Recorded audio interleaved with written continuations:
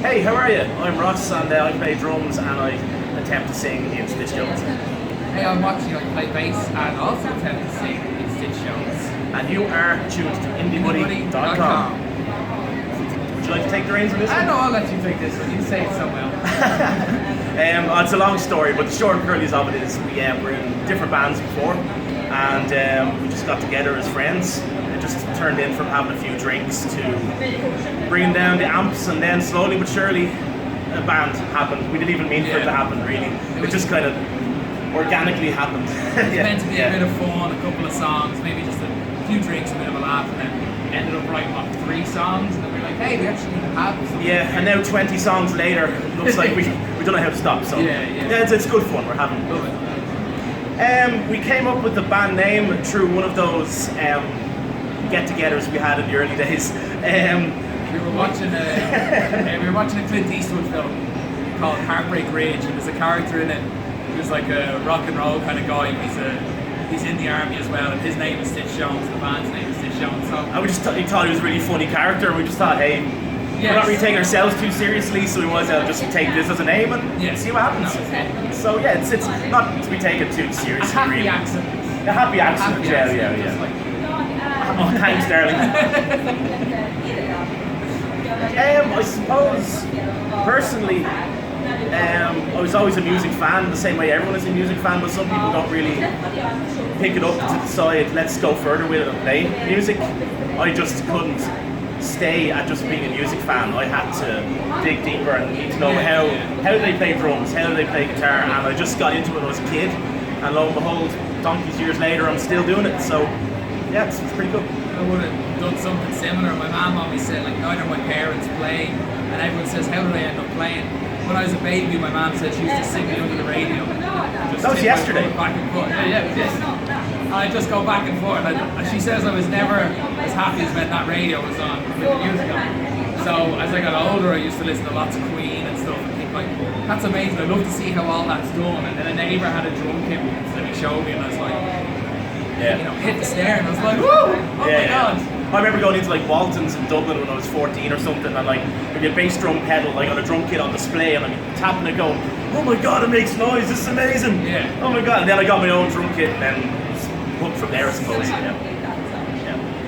Usually a riff. It starts with a riff, and then like I'll be just sitting at home after work, just kind of messing with it. I always have my bass just on me at home, so I'll just be messing with a riff or something. And then I'll take my phone and record that and go, oh, that's good, send it to him. And there could be like 25 different versions of the one song, and it's just pick and mix the best bits. Other days there could be one vocal line or one lyric line that you just jump with it, and then it's just a brainstorm happens, or it could be for 3 months and you come back to it. But generally that's how we get together, is we just get together where we rehearse at my house and just come up with songs really, really quickly, and a riff comes along, and then get an idea and just goes from there. It's a very, very quick process. There's not a lot of, when you only have to answer to one person instead of 3 other people in a band or whatever, it makes the process a lot quicker. It's a very non-stressful experience. It's so quick and done, and even if something's not good and we're not feeling it, straight away we'll know, we're like, that's not good, let's get rid of that. Yeah. Put that in the recycle bin. Yeah. Delete that from Windows, that's it. Whoa. Filling up space, because there's only 2 of us. Musically, filling up space. Musically filling up space, because I'm the bass player, I'm not a guitar player, so I have to really plug in and get the right sounds to fill the room up. And just trying our best to not sound gimmicky when so many other bands are kind of doing what we're doing. We easily sound like a band that plays this kind of stuff. So it's just really...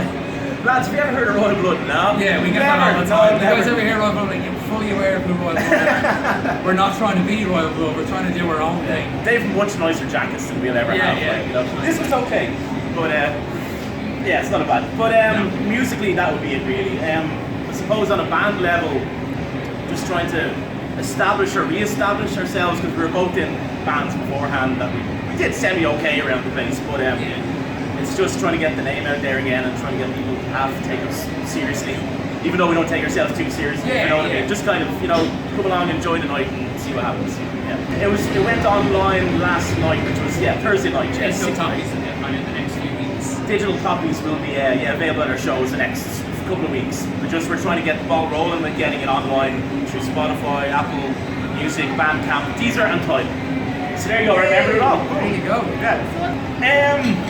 Not what you expect normally from us. People expect, just Monty Python for 45 minutes. Yeah, we're jokers. We take the piss a lot, but this time they really said, no, let's stop messing and let's actually write songs. Let's write catchy hooks, choruses. Don't let it just be riffs for an hour and a half straight. And I have to say, I think we achieved that. It's definitely probably one of the best albums I've ever played. I think just if there was like a section that was kind of going a little bit longer than it should have been, we just decided to cut it and we added a chorus or maybe a catchier bit, Songwriting process just kind of catered for that really.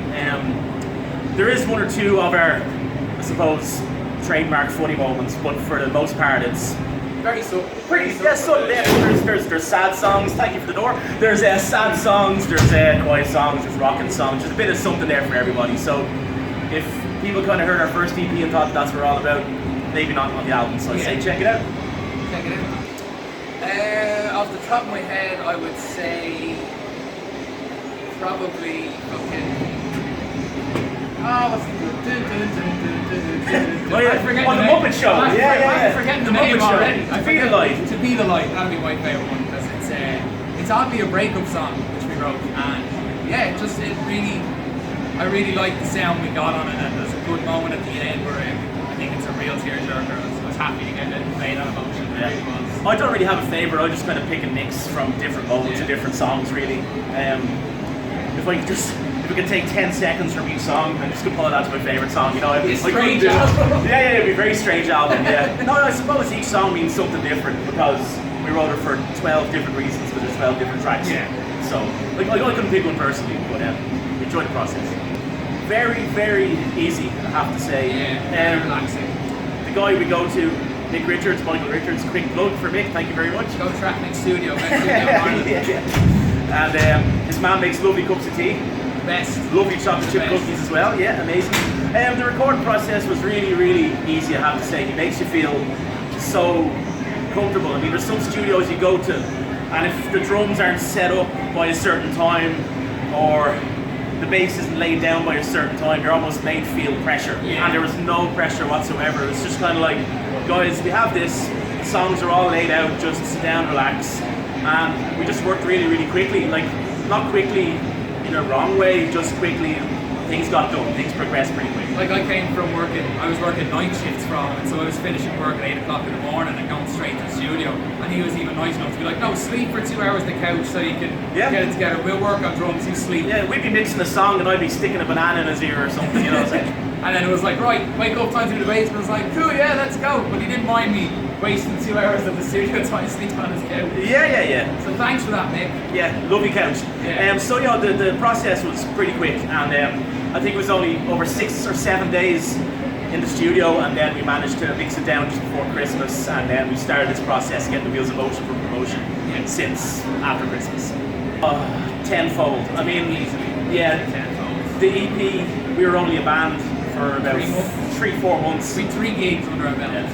We were winging it. I mean, we just thought, okay, the first 8 ideas we have, put them down in the studio and everyone's going to love it and it's going to be amazing. Yeah. And it just kind of went, it didn't. Most bands get that out of the way in the rehearsal space or gig, and they're like, let's just put something out and see what people feel. We were stupid and naive enough to go, no, let's record. We were brave enough. We were brave enough. We were like, let's record these ideas that sound okay to us for now. And I think that's why we can only play like 3 songs off EP. Yeah, there's 8 tracks, and I think 3 of them still survive in our life. We don't. But we've definitely come together, like we've grown tighter as musicians. I mean, we've been playing for years, but just myself and him, there's more of a connection because we're playing together for a few years now. We know where we're going with the songs, we know what's required of the songs, we know when to hold back, we know when to give it our all. It's just, it's like a conversation. You can tell when you're having a conversation with somebody, if it's going places or if it's dragging or something. And musically, I really do that with Ross and Watchy. I can tell already that I know, like, he's going to hit that chorus on there, he's going to end the song here. I rarely even have to look at him. Or I'll throw that cymbal at you. Yeah, something like. Big time. I mean, Echolalia, I suppose, started off that, the album, like as soon as we started writing the songs for that, we knew that it was just a lot better than the last time. So I think we've progressed since then, big time. The first one was, it was a ploy because a friend of mine, he was on the social welfare and he tried saying, I'm the main breadwinner in my house. And I said, you're not the breadwinner, you're the bread collector, you go and collect your money, like, you're not out working, like, shut up. And that's how we came up with that one. And then I was listening to a podcast a while ago with a guy doing it as a comedian, and he said, I had Echo Lady on stage last night. The guy says, what's that? And he says, it's when you keep repeating something that you find really funny, like it's a catchphrase or something. And he said it kept happening to him. That happens to me and him so often. Like we will laugh at the same stupid joke for 7 months. It'll be a phrase, it'll literally be something like, oh, why are you so thirsty? And like we will laugh at this for it. And I'll get to like 8 o'clock in the morning and I'll just look at him and go, why are you so thirsty? I think sometimes I'm going to double blink and it's my invisible friend called Harry or something. But it's him, so that's where the title came from, There's a photograph of us on the way home, I think 7:30 in the morning from a party. It was like the sun was up, and I think someone just took a photo and we were just both like that. Yeah. And a friend of ours called Ryan Carroll, who like really helped the band on. He was like, we were signed to his indie label for a bit, but he's kind of taking a step back now. But he really went out of the way to get a school logo and school stuff like that. And he knew a guy called Dudes and Trips. Based in Manchester, Manchester. He's a graffiti artist, but he does other things. And I think he just sent that photo out of any of them and said, do something with that, and that wonderful logo came back to us. We've got people messaging us going, where'd you get the trolls? It's like, I know it's amazing, but people have really taken to the trolls. I think we're going to put in a t-shirt order in all seriousness, easily. actually. I think we'll sell at least 7. I would happily have that troll logo above my child's career. I'd say there's 4 large, 3 extra large. Yeah, definitely. Yeah, a medium for the Hit girls. us up. Yeah, hit us up. We're going to get some t-shirts. So that's how the artwork came about. Doodles and Drips in Manchester. Really good guy. Check him out.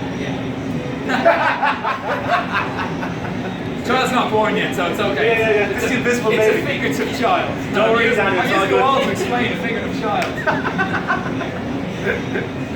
The process was very, very easy. We worked with a friend of ours called Daniel Kelly Atkinson, lad from Dublin. Watching him before, I was only introduced to Dan a few weeks ago. He's an old friend, and I just knew he put up a while ago online, still doing videos if anyone's interested. Took him up on the offer. Yeah, we were just like, hey, I mainly wanted to work with him.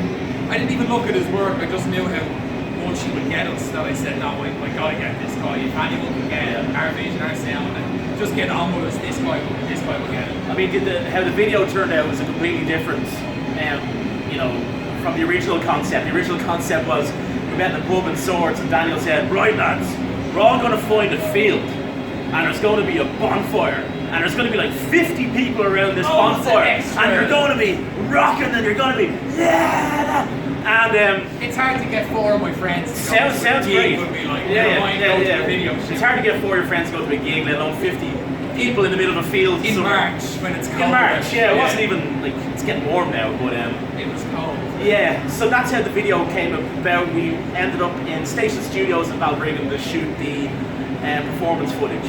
Only 3 disasters happened on the day. The fire alarm went off because of the smoke machine. I managed to shut it off. I don't know how. I just kind of walked up and was like, the fire alarm turned off. Cool. Then there was some gear went missing. Managed to find it again later. And there was definitely a 3rd disaster. Oh, probably. But I think we had to just get out of our heads, so we had a good time. I think we threw that 3rd one in. We filmed it over the best part of a day, and the footage where we're lying on the middle of a road was filmed just outside of Swords in County Dublin. And a friend of ours, Nathan, came out and played the part of the Beast. He was the guy who killed us at the end. No, we're happy with how it's turned out, and people have given us a good reaction so far. So it can only serve as some positive for the future. I suppose somewhere like here, where we're playing tonight in a predominantly rock bar, people are pretty more like more laid back. I think they're more open to the good time. Our citiness. Now at the same time, like we're not saying we're going completely muso these days, but we're trying to cut down the clown act juggling kind of stuff. Like we're but in other venues, I suppose, I don't think it goes down bad, but it's just like we know tonight it's going to go down better than maybe some other venues. Some other nights we just have to plough ahead and play the songs and not be as wisecracky as we usually are. What kind of, there's different kind of sets that we do. So for certain like nights like tonight we can go all out with the fun set, whereas last week in the news we were like, we can have fun, but we've got to take some of this out, some of this out. It's got to be a certain level. You don't want to frighten people off because we're really loud as well. It gets to a stage where you can't gauge, judging by the people who are there, what kind of a set you can play. Yeah. If you know that people look like they're a bit kind of sad, let's give them a sad set. Yeah.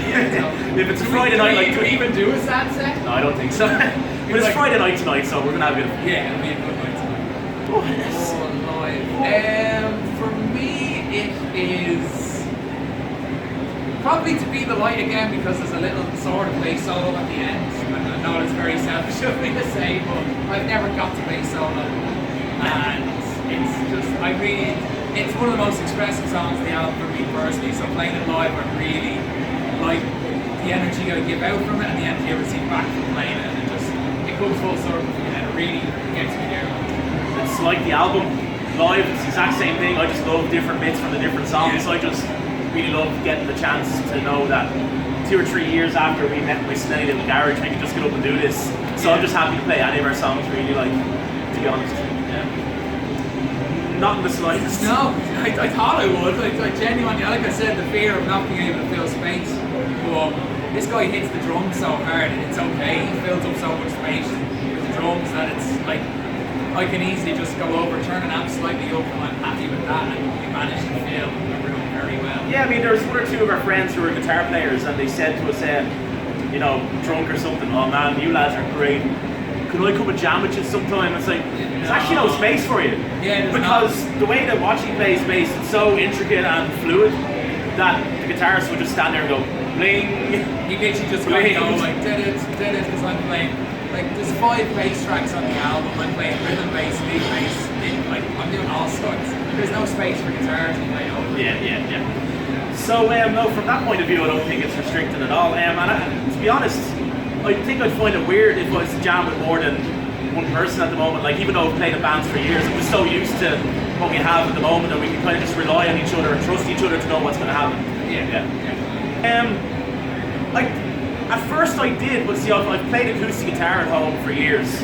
Like, I've never really performed like on stage with acoustic guitar, maybe the odd time, but so I've kind of got the rhythm going. So, so it's not too bad. No, I find it pretty okay. It's just the only thing that I was kind of worried about initially, which I'm still really learning, is just pitching but singing. I have a bassy voice, he's up here, so I have to remember to sing down here. So I'm just still learning the ropes really, but it's good fun, I have to say. It's not a major disaster personally. What do you think? No, I even noticed the last couple of gigs where I know you're pitching out, I could almost go higher and higher, even on bits we wouldn't normally harmonise. Yeah. It's just, I'm so used to your voice being here and my being there. Yeah. So it's great. So yeah, we're getting there, we're learning, so it's not too bad at the moment. Yeah, we're hopefully next year will be even better.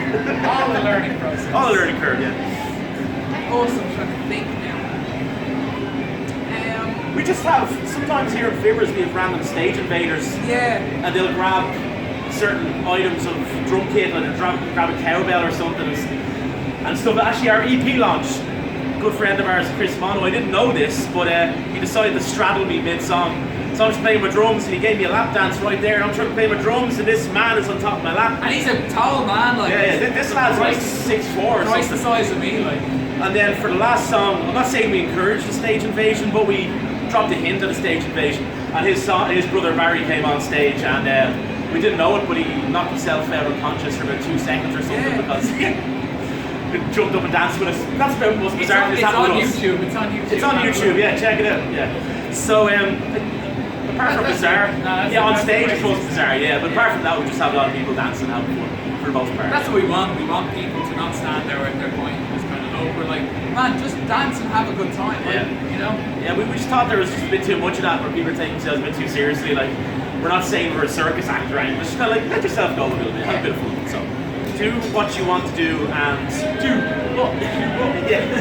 what you want. Just be yourself and don't follow what everyone else is doing or might be doing.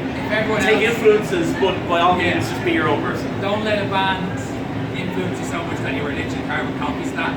Let them colour your music, but not let take it over completely. And don't worry if it's not firing on all cylinders at first. It's a process you have to suck for a while. years. You have to and suck years. for a while to get good again. Like that's what comes back to what we said about DP. Maybe we should have sucked for a while. It's like, you know, you kind of think back, like, I mean, if we're talking about kids starting off in music, some of the best times I had in music was when I was 15, starting off playing drums, and we didn't have a clue what we were doing, but it was just looking around the room at your friends and saying, this is really loud, this is really great, this is something new, it's just not us on the football pitch anymore, or cycling our bikes, we're now playing in the band. So it's almost like, sometimes it can turn into an extra hobby for people, and it might fade away, but vast majority of people that I started a band with are now just, they play acoustic guitars, but at least that's something for them, you know, like that's a hobby in itself, but just be yourself. Have fun with it. Have fun, Have fun with it. Don't take it too seriously, just learn to enjoy it. That's exactly it. Yeah. Learn to enjoy it. Don't take yourself too seriously from day one. A lot of shows. A lot of shows. We got literally a show every weekend for like the next 2 months. So we're working the 21st of April with our friends Moonchild. We're in Shinay the 29th with our friends Full Points. Really looking forward. Friends of the show. Friends of the show. Yes, indeed. Then we're opening for The Grudge, our Tool cover band here, and I think it's my mom's birthday that night, actually. is your man's birthday? Yeah. Bring your man to that. I might, yeah. My mom would love a bit of Tool. Yeah, Fantastic. a bit of Tool cover, yeah. And we have something in the pipeline. We can't really announce that yet. We do have a headline show. Yeah, we've got a Dublin show that's more orientated around, I suppose, what you could call loosely a launch for Echo Day. Yeah.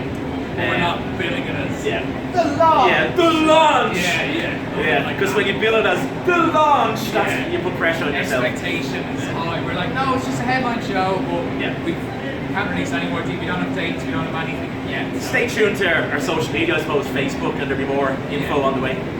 So pretty busy over the next couple of months with shows. Yes, definitely.